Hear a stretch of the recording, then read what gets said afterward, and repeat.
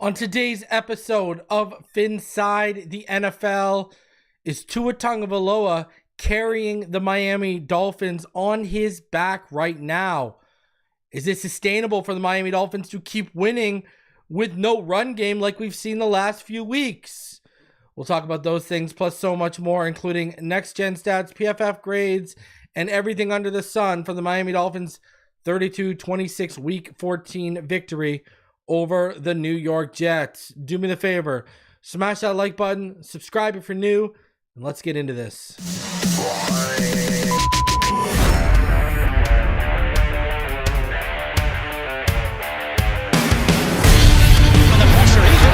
Loses the football. Touchdown! Got it! You have got to be kidding me. Jalen Waddle has a Dolphin touchdown. And he will score! Field on the near side, man open, touchdown!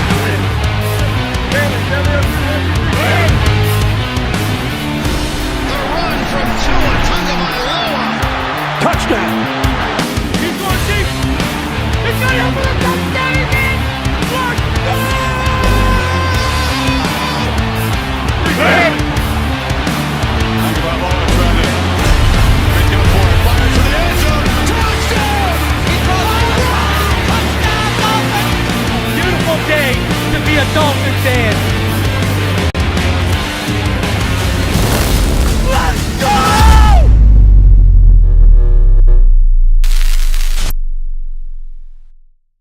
What is good, Fin Nation? What's good? It's your boy Reason. We're back here for another one.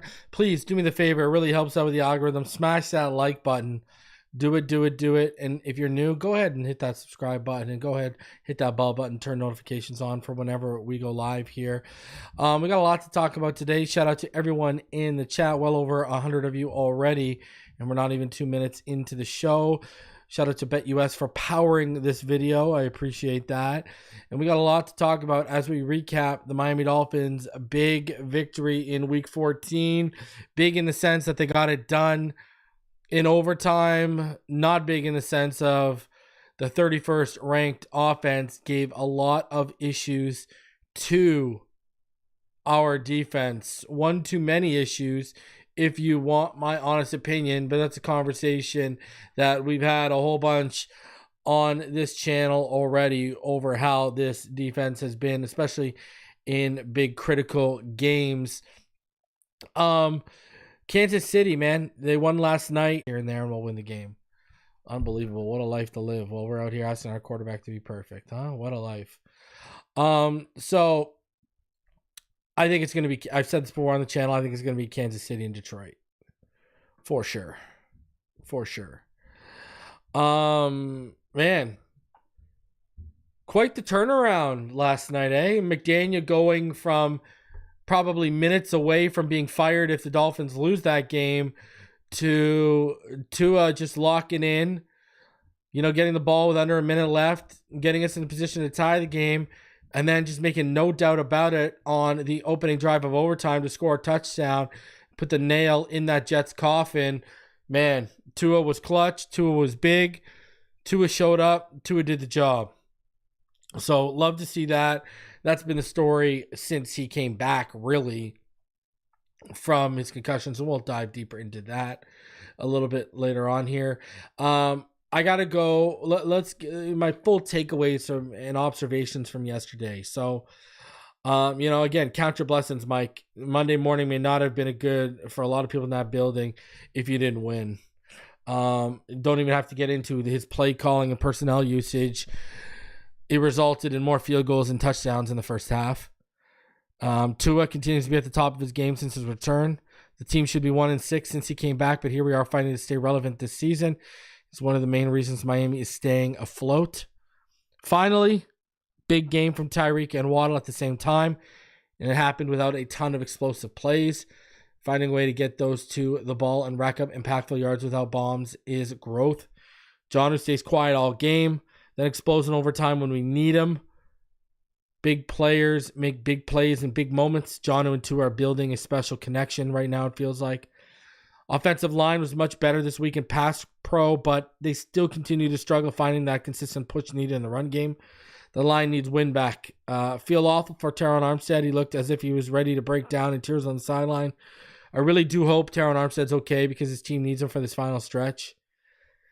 Run game, man. Back-to-back weeks of 39 yards and 49 yards. Far cry from the team that put up 149 against Buffalo in week 9.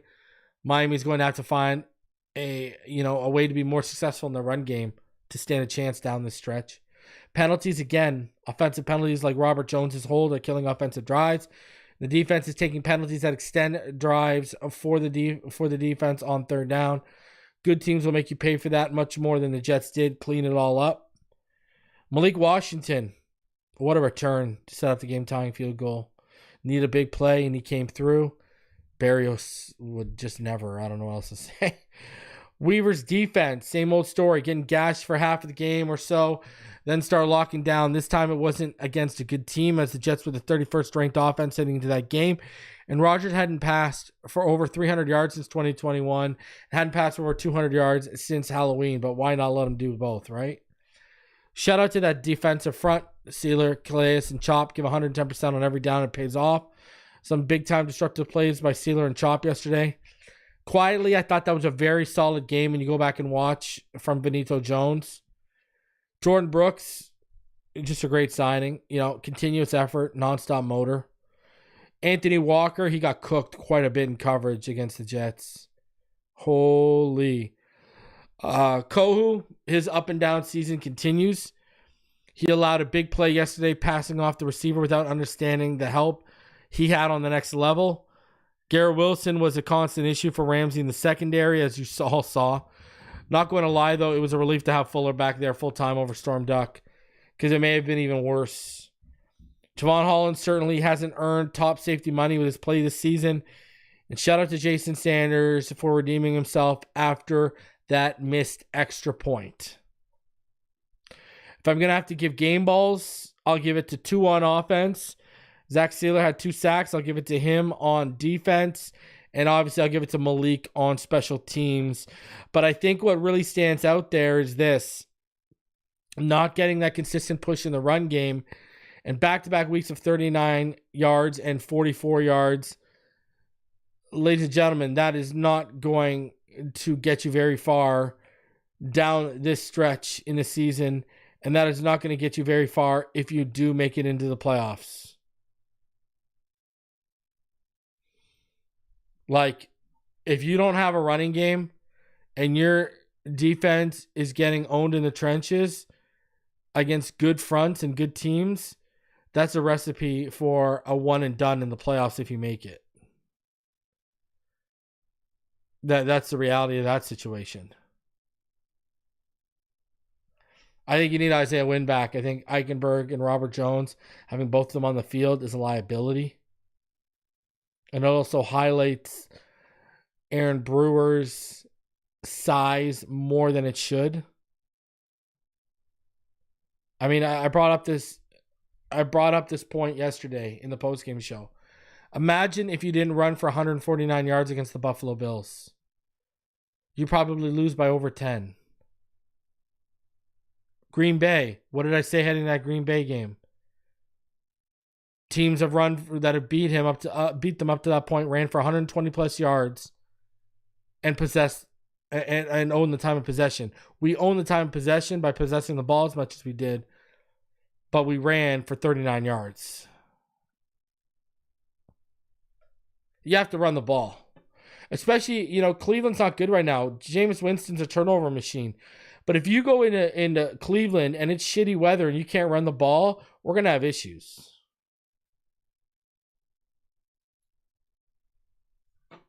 I mean, that's just a fact of the matter.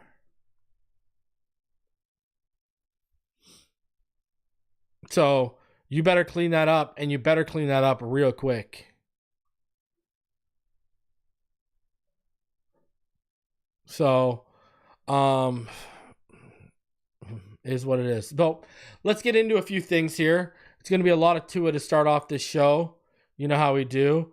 Before we do get into all of that, though, like I had mentioned, this episode is powered by BetUS. Go over to betus.com right now. Use promo code YouTube150. That's YouTube150. Get your first 3 deposits matched by 150% up to $2,000. You got the Bengals and the Cowboys tonight. Bengals favored by 5.5 against the spread, and they're favored on the money line. If you want to go make some money on Monday Night Football, go to UseBetUS, sponsor of this channel, of this video, and I appreciate them for holding me down the way they do. Go use promo code YouTube150. Some of the quickest payouts in the industry, 24/7 customer service. Go show some love to BetUS. All right, now let's get a little bit more into this. And by the way, if you didn't notice on the thumbnail, that's Tua Tagovailoa carrying Chris Greer and Mike McDaniel in a wheelbarrow. Before we get into all that stuff, just so you know. Oh man, so let's start off. It's kind of a continuation of opening thoughts, but it's also its own little segment here. We talked about it on the channel recently, and funny, it all came to a head over the past 24 hours on Twitter. So, I had to go out and I had to put, my thoughts on the situation. And you're probably like, Reason, what the hell are you talking about? Well, what I'm talking about is Tua Tagovailoa being compared to Drew Brees a lot recently. On social media, that's been the talk over the last 24 hours. And I've covered this on the show, but I'll cover it again because I got a clip I want to play.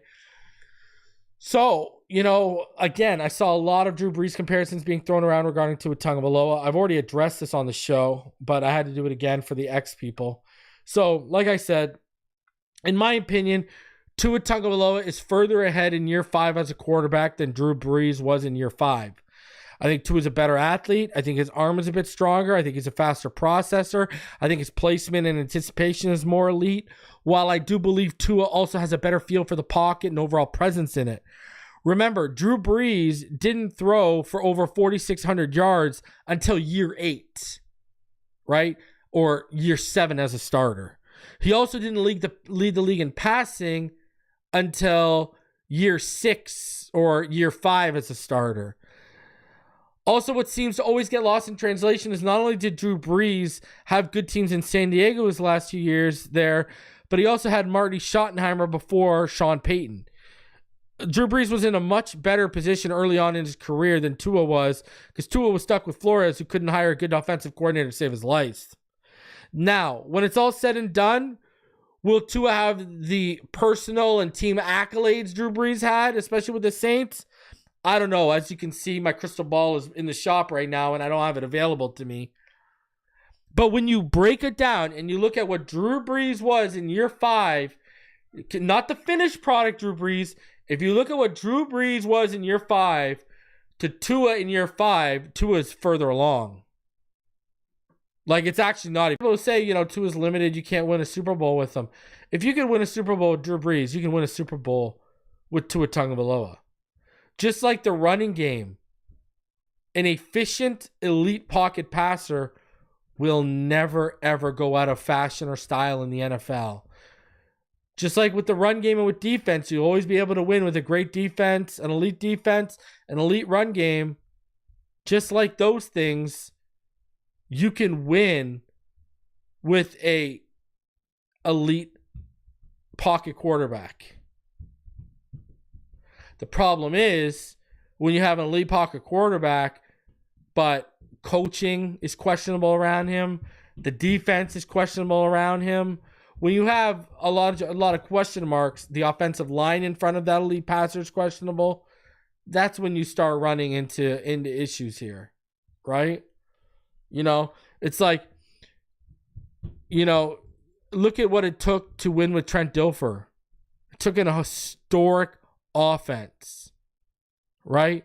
And that could be used in the same tone of if you have an elite quarterback. If you have an elite quarterback, but the defense isn't very good, you're probably going to need a historic season from that elite quarterback to stand a chance. Think about it. Give you one better. You want to check something out? The only time Aaron Rodgers won a Super Bowl, he had a top 10 defense. Think about that one for a second. One of the most talented passers and playmakers before Mahomes entered the league, he could only win a Super Bowl when he had a top 10 defense. So, when you break it down, but the Drew Brees comparison, I think Tua is going to be his own guy when it's all said and done. But Drew Brees did talk about Tua Tagovailoa, and this is what Drew Brees said a little while ago on a podcast. Shout out to the homie Cash for sharing this. I was never the strongest arm guy, right? Like I felt like I could make all the throws, but I was forced to throw with anticipation because maybe I didn't have as strong an arm as some of the other guys in the league. Well, what does throwing with anticipation force you to do? It forces you to be prepared and to be on the same page with your receivers, to have incredible chemistry, to know what the defense is, because you got to know where defenders are and where they're not. Because guess what? You aren't always going to see those defenders, but you're going to know the spot and you're going to have to trust that. I've always felt like accuracy is trust and anticipation, right? Trust the play, trust the coverage, trust the guy you're throwing to, anticipate the throw, and the ball is where it needs to be. And you got to expect your guy to be there too. Why do you expect him to do that? Because you've worked at it, right? Because you worked at it. Did you develop that at Purdue or the Chargers, or when you didn't just you weren't straight out of Texas like anticipation? I got that. But I kind of was though. That's to me that's always been my survival mechanism. You learn to survive, right? Call it what you want. Animals in the wild, chameleons changing color so they don't get attacked, or like they blend in. That's you have to do what you have to do in order to survive and get the job done. And so if you're not a strong arm guy, you have to learn to throw with anticipation, or else ball's not going to get there on time. Ball's going to get knocked down, picked off. You're not going to succeed. So I look at guys like Tua. I look at guys like Brock Purdy. To me, maybe those are two of the guys that are most similar from the perspective of, hey, they're shorter quarterbacks, right? They're not the strongest arm guys. I would say, look, man, they've got a lot of experience. Tua had a lot of college snaps. Brock Purdy at Iowa State had a lot of college snaps. I was a 3-year starter in college. I think that's something that as scouts look at, young QBs, that can't be underestimated. And that is their experience level in college. Look at the hype that was put around guys like Mitch Trubisky, Trey Lance. And I'm not saying those guys aren't going to become, great players, but those guys only had 11 games or less in college, right? So you think about the number of games, the number of snaps, the amount of experience, you kind of expect them to come in and be this world beater. Well, no, that takes time, right? It takes time because it takes experience and it takes reps and just time on task, right? Mm-hmm. So I think these are all things that as you look at this next generation of QBs, man, experience in college is so important, right? And then, you know what? Height's no longer an issue. Can this dude process the game? Does he have leadership ability? Can he throw with anticipation? Can he, does he fight back from adversity? Does he have some mental toughness and fortitude to overcome tough situations? Because everybody's going to face those tough situations, even within the course of a game. Does this guy have a mechanism where he can move on from bad plays and get on to the next play and not let that affect, what's going to happen next and get right back on track? Short-term memory. It's like goalies in hockey. You got to have a short-term memory. Drew Brees is right, everything he said there, and that's why, and look at, he talked about throwing his spots. These people who calling spot throwers, that's a bad thing. Again, I've been telling y'all, these people do not know football. You are taught from a young age when you play the position to throw to spots. This is not Madden. This is not see it and wait for it to come open and then throw it. It doesn't work like that. You're not dropping back out of shotgun, dropping back after you take the snap another 8 yards like in Madden to get so much depth that if you get sacked, you take an 18-yard just because you're trying to create time for guys to open up on their break. This isn't Madden, right? So even strong arm guys, what was Josh Rosen's problem, right? Had a strong arm at UCLA, got hurt, got shoulder surgery. Arm was never the same, but he never got out of the bad habit of seeing it and ripping it a little late. And what happened? When he lost a little juice on his arm, it became windows closed way faster in the NFL than they do at college. Better athletes who can make plays on the football, the best of the best. and didn't work out. You can't live off that. You can't. All right. So let's get into this. This brings us to the main topic of the video. I'm going to bring a whole bunch of stuff to you right now. I'm going to put a whole bunch on your plate right now for you to digest and for you to come to a conclusion on. Is Tua Tagovailoa carrying the Miami Dolphins on his back right now? So let's start off over here with the Miami Herald, and then I'll get on my own stuff here. But that's 11 touchdowns and no interceptions for Tua Tagovailoa in the past month. He's still atop the league in completion percentage and third in passer rating. He has 17 touchdowns and 4 interceptions. Tagovailoa is 6 for 7 for 67 yards and a touchdown on the game-winning drive in overtime. Now has 15 touchdowns and 1 interception since returning from a concussion on October 27th. Let's be clear, with the running game in neutral and the defense leaking holes, Tagovailoa is the biggest reason the Dolphins have a chance to be a playoff team in the foreseeable future, health provided. He's not a perfect quarterback, but he's plenty good enough if they can build strong enough team around him. No one's perfect. On Sunday, he closed 33 of 47 for 331 and 2 touchdowns. Quote, Tua's been playing lights out, said Tyreek Hill, who had 10 catches for 115 yards and a touchdown. Quote, he doesn't get enough credit for the things he does outside of making plays. Me and him had a moment whenever I ran a route the wrong way. He told me exactly how he needed me to run it. He's been a great leader for the team. Guys around him have got to match it. It's got to be every play, not just when you're getting the ball. When we were down 23-15, everyone knew what was at stake. We knew if we lost, our season was over. We have a lot of great guys who don't want to end our season. We have the capability to play with a lot of teams in this league. What's most encouraging about Tagovailoa in our view is that A, he has significantly curtailed regrettable turnover-worthy throws, and B, he played well enough in tough environments against good opponents, Buffalo and Green Bay, while playing very well against everyone else. The game he had in Buffalo exercised some demons for him and I, Mike McDaniel said. I don't think this game would have happened 2 years ago. Quote, he's naturally a gifted quarterback. People gravitate toward him. He makes people better. To be able to play clear-minded and let the game come to you, 47 pass attempts and 0 interceptions, it's really cool to see. So, I mean, you hear those takes from Tua and McDaniel and the stats, but let's keep going a little bit further right here. Okay.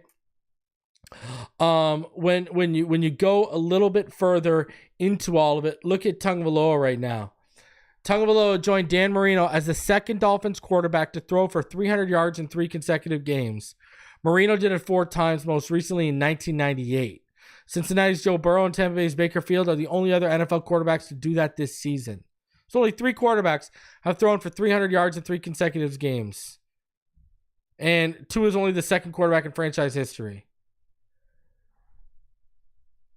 Tagovailoa had his 7th consecutive game with a completion percentage of 70 or better. That's the 3rd longest streak in NFL history behind Joe Montana and Drew Brees, who did it 8 games in a row. Tagovailoa is now 5-0 against the Jets and 7-0 against the Patriots. He's the only active quarterback to have a record of 5-0 or better against 2 opponents. Tagovailoa has thrown 184 consecutive passes without an interception, the 2nd longest streak of his career. His personal record's 193. Tagovailoa has thrown at least 1 touchdown pass in 13 games in a row, the 2nd longest ongoing NFL streak behind Lamar Jackson's 20. He has now thrown at least 1 touchdown in 34 of his past 35 games. His streak of 3 straight games with 300 passing yards, 2 touchdowns, and no interceptions is the longest in franchise history right now. I mean, and I'm not done throwing it at you. I'm just taking that off the screen and getting to the donations here. But, I mean, like, this guy's doing things only Marino did. Since last season, I said I'd rather have a top 10 O-line over Tyreek. Tua is a pocket guy. He needed time to dish, especially with the small receivers that can be bumped. And that's not saying Tyreek Hill ain't amazing. I agree with you, bro. Since before we drafted Tua, when I was on the Tuesday night panel, I would say, because I was a big Jordan Love truther back then too, I would say I don't care if you draft Joe Burrow, Tua, Jordan Love, Justin Herbert, build me an offensive line like what they have in Oakland and Indianapolis, because at the time the Raiders and the Colts had 2 of the top offensive lines in the NFL. And I said, build me that. Build me that. And I still say that. Like, if you're going to move off Chubb, don't invest that money back in Holland. Invest that money back in the offensive line. But let's get back into Tua. Check this out. We ain't done. Tua Tagovailoa, since returning from concussion, all right, when you break it down, all right, since he's been back week 8 against Arizona, all right, he has been absolutely lights out. It's unbelievable. He's thrown for 1,973 yards since he's been back. Guess what? Since week 8, that's number 1 in the NFL. Sam Darnold's behind him at 1,929. Stafford's behind him at 1,911. Patrick Mahomes is behind him at 1,800. Justin Herbert's at 1,600. I'll do you one better. Check this out. Tua Tagovailoa, since he's been back, not only does he lead the league in passing yards since he's been back, he's thrown the second most touchdowns. He's thrown 15. The only people who have thrown more than him are Stafford, Darnold, and Burrow. All have 16. But guess what? Tua's only thrown 1 pick since he's been back. Since week 8, Stafford, Darnold, and Burrow. Burrow and Stafford have thrown 3 picks, and Darnold's thrown 5.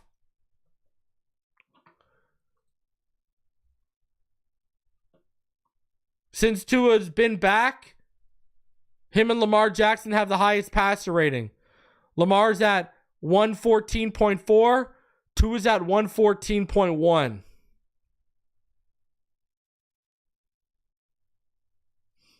I'm telling you right now, Tua is lighting it up right now. And we'll keep rifling it off here. Check this one out. If you look at Tua, yesterday's game was Tua's 3rd best by EPA per dropback and highest by QP success percentage at 64.6. Overall, the offense had its 2nd highest success rate of the season, only trailing week 9 against Buffalo. But the Dolphins defense had its worst game of the season by total EPA and total pass EPA. Remember, the defense had the 22nd worst EPA per play performance against McDermott in week 9. So again, the defense letting Tua down. Unbelievable. Tua Tagovailoa has the best completion percentage in the NFL this season. He has the best completion percentage of any quarterback over the last 3 years. He has the best right now. Tua's career completion percentage is 68%. That's the highest in NFL history right now. Tua has the highest career completion percentage in NFL history.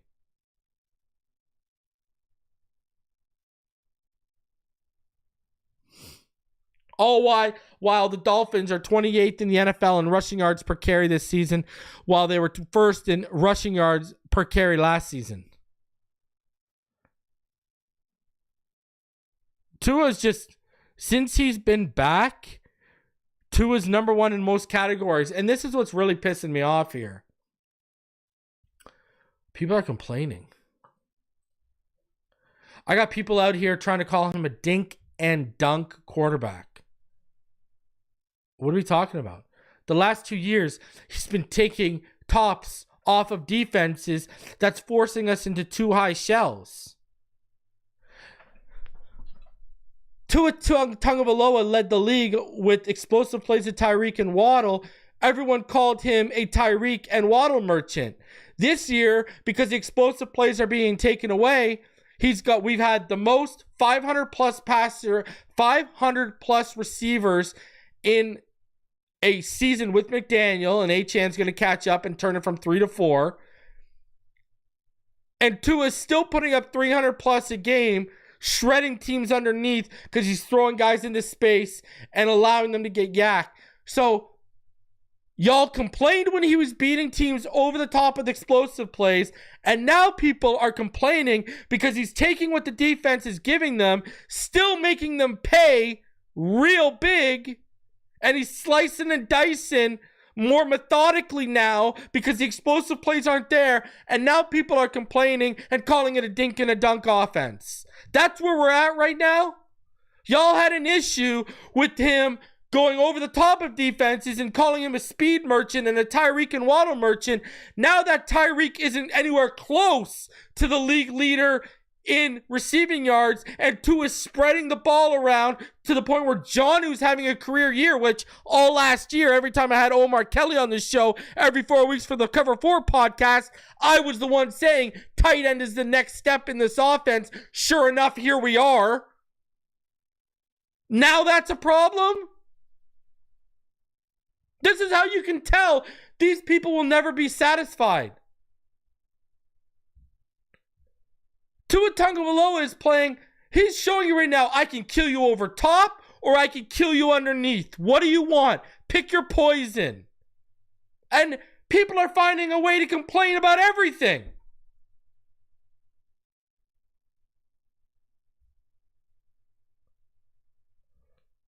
Averaging 28 points per game since he's been back. Do you guys not remember when Tua came back? We were averaging around 10 points per game because of bad quarterback play.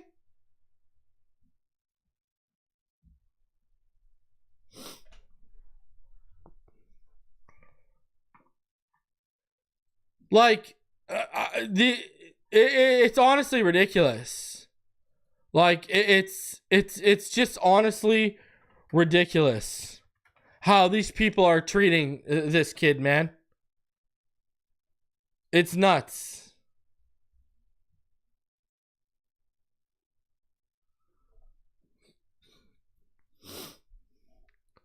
And guess what?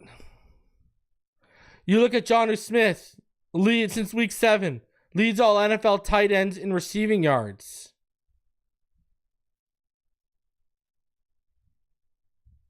And look at Jonnu right now.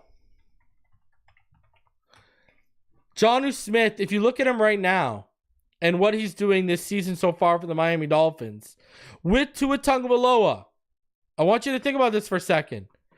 With Tua Tagovailoa, guess what? He's 99 yards away from breaking the franchise record.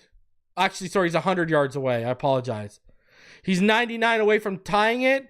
He's 100 away from breaking it. The franchise record by a tight end is 791 yards by Randy McMichael. Jonnu is currently at 692. I told all y'all last season, did I not, that tight end was the next evolution? I saw the seams in those final weeks just being ready to be exposed. And sure as shit, what happens in the overtime yesterday? They expose the seams. Does Miami explore getting rid of Tyreek at the end of the season? I think they do. I think that's on the table. Will they? I don't know, but it's definitely on the table for money purposes. And Tua's right now, what's Tua's showing you right now? You want to have the conversation? Now I get it. Tyreek takes coverage. I get all that. But you can find speed and route runners that can do that as well. Not as much as him and won't garner as much attention as him. I will digress to that. But I will give way to that. But what's Tua proving right now? Tua right now is proving I can make it work with Waddle, Jonnu, and Achane if I have to.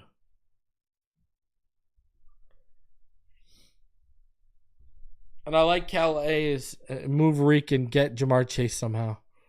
Wouldn't that be hilarious if you got Jamar Chase and you had the number 5 and the number 6 pick between Waddle and Chase? Tua is safe. Even if McDaniel goes tomorrow with Greer, Tua is safe because he's proving he made McDaniel. So hey, Casey says, put this into perspective. Jonnu in 8 seasons has only had above 500 yard once. Now with Tua, he's on the verge of getting 1,000, but they say Tua doesn't elevate players. I've been telling everyone Tua elevates players since Lynn Bowden Jr., Preston Williams, and DVP has been here. It's the truth. He elevated Tyreek. That's a real conversation too. He 110% elevated Tyreek. But people are just, it's like big no-no to say that. And sure, if you guys want to be afraid to say that, knock yourself out. I'm not going to be afraid to say that by any stretch of the imagination. Now, for all of you wondering how it works out with the Miami Dolphins trying to get to the playoffs. Obviously, that's a big question right now. And how alive are those playoff hopes? Well, the Dolphins' playoff hopes remain very much alive, but they will need to run the ball and defend far better than they did in narrowly escaping Sunday. And they will need help, particularly from Denver Broncos opponents. If Miami can somehow win out, they have a puncher's chance at the postseason because of the difficulty of Denver's remaining schedule, because Miami would win a tiebreaker with the Broncos. Denver, which has a bye week this weekend, closes against the Colts, the Chargers, Cincinnati, and Kansas City. So if the Dolphins win out and the Broncos lose, hypothetically at the Chargers and either Cincinnati or at home against Kansas City, Miami would make the playoffs ahead of Denver, provided Indianapolis loses one of its final 4 games and doesn't overtake Houston to win the AFC South. Even if Indianapolis overtakes the Texans, Miami would still need to jump Baltimore, the Chargers, or Broncos. The Colts, like the Dolphins, also have 7 losses and own the tiebreaker with Miami by virtue of their victory against the Dolphins. Indianapolis has a relatively easy schedule to close out the season: at Denver, home to Tennessee, at the Giants, and home to Jacksonville. But expecting the Colts to win out seems improbable. If the Chargers lose to Kansas City on Sunday night, which they did, they would still need to lose 2 more, and the Dolphins would need to win out for Miami to hop Los Angeles. Miami would win a tiebreaker against the Chargers, whose final 4 games are at home against Tampa, home against Denver, at New England, and then against Las Vegas. As for the 8-5 Ravens, when you break it down, how it goes for the Ravens, Miami would overtake Baltimore if the Dolphins win out and the Ravens lose 2 of their final 4. Dolphins would win the tiebreaker with Baltimore. So that's your playoff outlook for the Miami Dolphins right now. They need help. They need to win out, and they need a whole bunch of help. So, I mean, there is a lot of moving parts that need to be in place for them to make the playoffs. And I'm going to be honest with you right now. Now, maybe it was just because it was a division rival, or whatever the case may be is.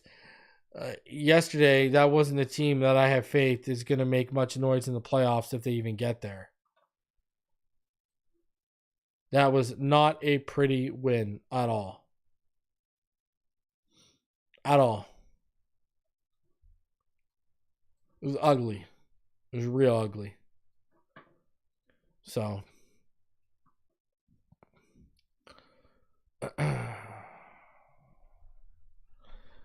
Yeah, the defense right now is just not good enough, you know.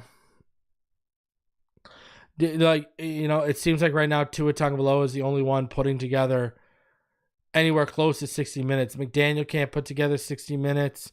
The offensive line can't put together 60 minutes when you include the run game. The run game sure as hell can't put together 60 minutes because of the offensive line. The defense as a whole can't put together 60 minutes right now. So, and we are the, you know what really sucks, and Austin's in the chat and he says I'm still disgusted we can't run for a yard on 3rd and short. The fact when like last week when Achane got down to the 1, right? The fact that I knew when Achane got down to the 1 on that 9-yard gain, and I was like, oh, here we go. We got to go a yard to punch this in. Good luck to this team. Like that's very, very discouraging. I'm going to be the first one to say it. It's very discouraging to watch your team and know you don't got pretty much a shot on 3rd and 1 or 4th and 1. Like that's pretty freaking discouraging. I'm not going to lie. So it sucks. It is what it is, though. It is what it is. This is the hand we've been dealt. Thank you, Mike McDaniel and Chris Greer. Anyways, continuing on here. Let's go ahead.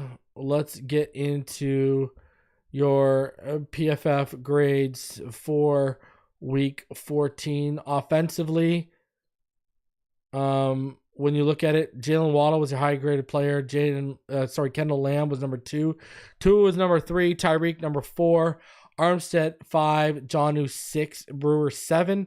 At the bottom, Alec Ingold, Robert Jones, Julian Hill, Malik Washington, and Patrick Paul. Patrick Paul had an up-and-down game. I didn't think he was that bad, though. I don't agree with that grade. That's pretty low. I didn't think he was that bad. When you look at Tua and how he's been charted by PFF, they had him 0 for 1 on the deep level. On the intermediate level, as you can see here, they had him 7 for 13. On the short level, they had him 17 for, 19. 17 for 19. And then behind the line of scrimmage, as you can see, they had him 9 for 12. Tua, when he's kept clean, had a 71.4 completion percentage. He's 25 of 35. And you look at that, he had 2 drops when he's kept clean. So his completion percentage, his adjusted completion percentage, is actually 79.4. When he was under pressure, he was 8 of 12 for 62 yards and 2 touchdowns. Also a drop, so his completion percentage, his adjusted completion percentage is 81.8. Time to throw when he's kept clean, 1.94. Under pressure, 2.72. So, when you look at the blocking, Miami Dolphins allowed 8 pressures.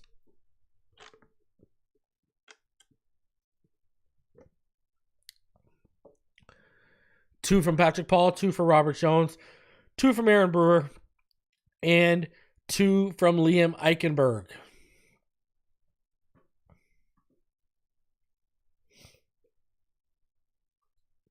When you check the defense, your highest graded player is Jordan Brooks, 91.5. Holy jeez. That is huge. 91.5 for Brooks. Wow. 76.2 for Poyer. Calais Campbell, 72.6. Zach Sealer, 69.6. Javon Holland, 64.6. Bottom of the barrel, Neil Farrell, 27.3. Quentin Bell, 33.2. Anthony Walker, 41.2. Jalen Ramsey, 43.7. And Kara Kohu, 45.9. This is what I'm interested in. I haven't looked at these yet. The coverage stats. I got to see what Garrett Wilson did to fools. So Kendall Fuller targeted 10 times, allowed 7 receptions for 60 yards, 2 first downs, but there was also 3 drops. Adams, Allen, and Ruckert all had drops. Allowed 2 first downs. Jalen Ramsey targeted 8 times, 6 receptions for 146 yards. 6 first downs and a pass breakup. Holy shnikes. When was the last time you saw Jalen Ramsey lit up for that kind of yardage? Wow. My Lord. That is brutal. Holy Jesus. That is downright awful.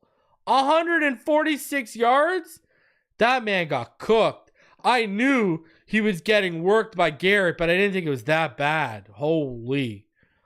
Anthony Walker, he was targeted 6 times, allowed 5 receptions, 51 yards, and 4 first downs. Look at Garrett Wilson. 97 yards on 4 catches against Ramsey. Kader Kohu targeted 5 times, allowed 5 receptions for 32 yards, 3 first downs, and a touchdown to Devontae Adams. Jordan Brooks targeted 5 times, allowed 2 receptions for 24 yards and 2 first downs. Also had a pass breakup on Isaiah Davis. Javon Holland targeted once against Devontae Adams, allowed the reception for 16 yards and a first. Poyer targeted once, allowed the reception for 10 yards to Conklin. Quentin Bell targeted once in coverage, incomplete. Man, Jalen Ramsey got torched. Oh my goodness. That is brutal. Woo! That is a tough outing, Jalen. Ouch. Ouch. And what's even worse, when you look at Jalen Ramsey being targeted, Jalen Ramsey allowed 116.7 passer rating when he was targeted yesterday.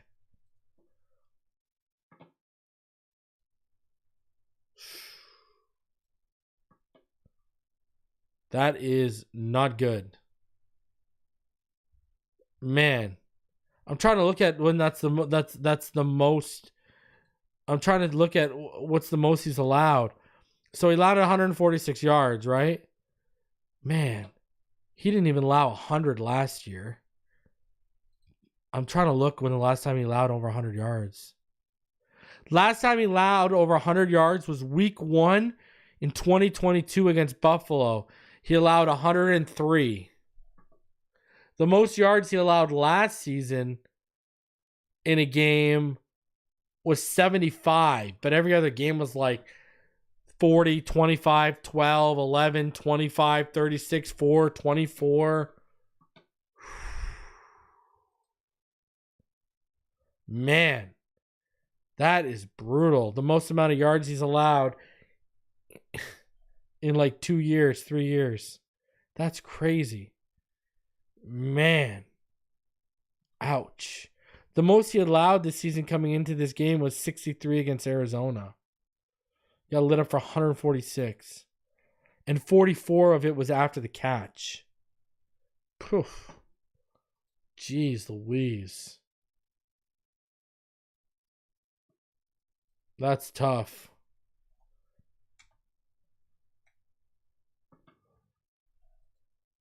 Yeah, in that Arizona game, they charged him, he allowed 63 yards. But 146, I ain't seen him allow that a long time. And what's funny is I was having a conversation today about where he's at. That's tough. That is, oof. When you look at Tua, actually, let's get into Aaron Rodgers. This was Aaron Rodgers' passing chart against the Dolphins yesterday. He didn't really push the ball too much, right? If you look at it, he only had 4 shots beyond 20. He's 2 for 4.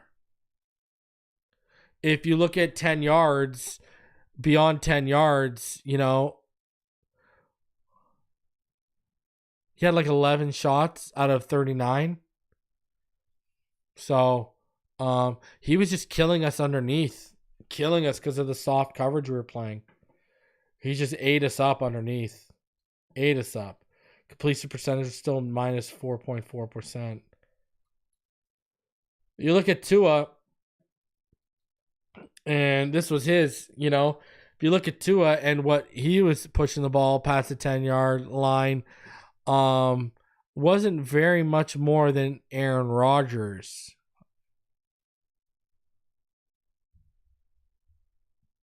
Yeah, he pushed it about like 14 times past the 10-yard line out of 47. Now, we may get into the actual numbers and see different because sometimes these circles stack on top of each other. But again, this is a result of taking what the defense gives you. Throw your players into space, so let them create after the catch. That's what that is. People were complaining when they were all deep shots. Now they're complaining that he's taking the underneath stuff. You can't make everyone happy. No truer words have ever been spoken. But Neil will be on the show next week because he's in the Bahamas this week. Enjoy your vacation, brother, because you're gonna have questions to answer next week because you're calling this offense a dink and dunk offense when we're taking what the defense is giving us. What y'all should really be worried about is the fact that, we'll talk about it after we get done with the next gen stats. We'll talk about it. All right, we'll talk about it. I'll tell you all what you should really be worried about. All right. So when you look at the next gen stats, longest completed air distance, Aaron Rodgers 51.4, Tua 27.2, fastest ball carrier Jalen Wright 19.58, Xavier Gibson 17.78.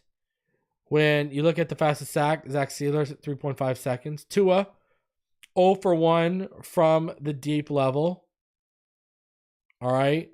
Now, as you remember, when we were looking at the PFF grades just not too long ago, They had Tua Tagovailoa 0 for 1 as well, but from the middle, not to the left side. Now, Next Gen Stats has him 3 for 4 to the left, 2 for 3 to the middle, and 1 for 5 to the right on the intermediate level. PFF had him 2 for 3 to the left, 5 for 7 to the middle, and 0 for 3 to the right on the intermediate level. Next Gen Stats have him 6 for 7 to the left on short, 3 for 4 to the middle on short, and 7 to the right on short. PFF had him 3 for 3 to the left on short throws, 9 for 11 to the middle on short throws, and 5 for 5 to the right on short throws. So again, more discrepancies. Behind the line of scrimmage, Tua was 5 for 7 to the left from Next Gen Stats, 0 for 1 to the middle, and 6 for 6 to the right. Well, PFF had him 2 for 3 to the left, 5 for 7 to the middle, and 2 for 2 to the right. So, more discrepancies. And like I always say, Next Gen Stats, they actually have chips in the ball. Devon Achane wasn't finding much success, but what he did find was to the left running. The success he did find was to the left running inside the gaps and left to the outside. Jalen Wright didn't find much success, and neither did Wilson. League average of separation is about 2.97 yards per route run. Malik Washington was at 1.18. Tyreek Hill was at 4.06. Waddle was at 2.85. Johnny was at 3.14. Beckham was at 5.29. On the flip side with the Jets, Ruckert was at 8 yards. Wilson was at 4.25. Devontae Adams was at 3.93. Ty Conklin at 3.35. And Lazard at 6.78. Man, we were playing soft coverage. Holy jeez. The average separation from the quarterback for a pass rusher, the league average is about 4.57 yards. Hassan Reddick was about 4.51. Quinnen Williams 4.52. Will McDonald 4.63. And Javon Kinlaw at 4.69. On the flip side, Benito Jones was under it at 4.49. Calais Campbell was just above it at 4.77. Seiler was above it at 4.95. And a rare sighting, Chop Robinson doesn't make this list, let alone be number one, as Ogbo rounds it out at 5.3 yards of separation. So, now, what I was going to say about what we should really be concerned about, all right? What you should really be concerned about with this right now is the lack of a run game. You're and this is why you should be so concerned. It plays off Tua. He's taking everything underneath because of the two high shells. Ladies and gentlemen, with teams that are in as much two high shells as they are against us, this team should have no problem running underneath. That is very troublesome and very worrisome to me that this team cannot run the football right now when the majority of the defenses you're facing, whether it's cover 4, whether it's cover 2, whether it's Tampa 2, whatever, you're seeing a lot of too high safety shells. And listen, when it's one high, you let it fly. When it's too high, you run underneath. And the fact that this team cannot shred people with all that talent in the backfield and all of these too high shells, again, comes down to personnel usage. You have Isaiah Wynn, you're not using him. This offensive line is not good enough. This is the bigger problem. You have all these too high shells and you cannot run worth a damn underneath them. You should be feasting. You should be feasting. And you can't. That's an issue. How do you win in the playoffs? Same way you win in cold weather. Got to run the football, play good defense, and beat teams from the pocket when they force you to. And right now, we can beat teams from the pocket, but we can't run the ball, and our defense can't win us games right now. It's an issue. This is a concern not enough people are talking about. The run game should be very worrisome to people right now. You're getting 39 and 44 yards a game with the amount of too high shells you're facing? That's like damn near inexcusable. Like that's a serious problem. And that comes down to roster construction, personnel usage, and a little bit of play calling. Because it doesn't help when you got a guy like Mostert who's a red zone touchdown sniper, but you're not using him. Or bigger backs like Jeff Wilson Jr. and Jalen Wright, and you're not using them in those situations. Makes it even worse. When you look at Tua from an efficiency standpoint this season, only one player has an higher, this is through 14 weeks now, only one player. He's gone from the 4th highest EPA per play to Tua is now number 2 in the NFL. Only Josh Allen has a higher EPA per play. Now, obviously, Tua is more to the middle when you look at the bottom axis, and that's because that's the PFF grade. And I tell all of you, don't worry about the PFF grade. I'm showing you guys this to look at that EPA per play. There's only one quarterback higher than him, and that's Josh Allen.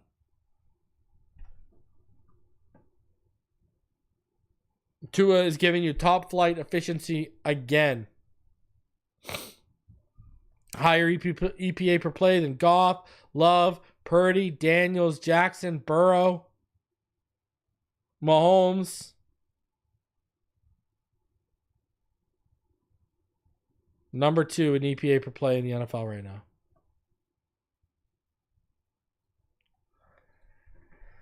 And Chop Robinson, man, I wanted to see to show you guys this. Look at this. This is pressure rate over pass rush win rate at edge right now. Look at where Chop is. Look where Chop is. Look at, there's only a handful of guys who have a higher pressure rate than him right now. He's got a higher pressure rate than Jared Verse. Only Will McDonald, Nick Benito, Brian Burns, Nick Bosa, Greg Russo, Myles Garrett, Trey Hendrickson, and Micah Parsons have higher pressure rates than him. But his win rate, his pass rush win rate, is higher than Nick Benito.